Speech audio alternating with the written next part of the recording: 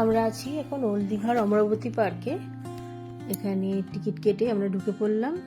দেখুন বাচ্চাদের জন্য বাস কি সুন্দর চলে যাচ্ছে। এই যে মিকি মাউস, টয় ট্রেন।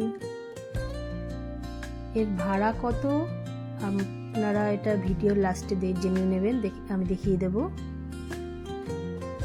আমরা এখন হেঁটে চলেছি, রোপওয়েতে উঠবো, তাই টিকিট কেটে নিলাম। টিকিট কেটে উঠে পড়লাম আমরা। দেখুন কি সুন্দর, উপর থেকে ভিউটা খুব সুন্দর আসে। পুরো অমরাবতী পার্কটা দেখা যায়। যারা প্রকৃতি প্রেমী তারা, আমি বলবো তারা বর্ষার পরে আসলে আরো বেশি মনে হয় ভালো হবে আমার মতে।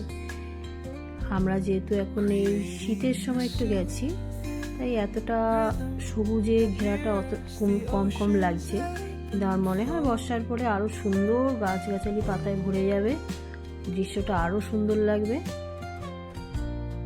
দেখুন কি সুন্দর। আমি কতটা দেখাতে পারছি জানি না, কিন্তু আপনারা গেলে আসলে দেখতে পাবেন।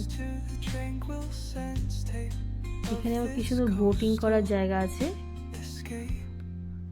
এই যে বোট, সবাই বোটিং করছে।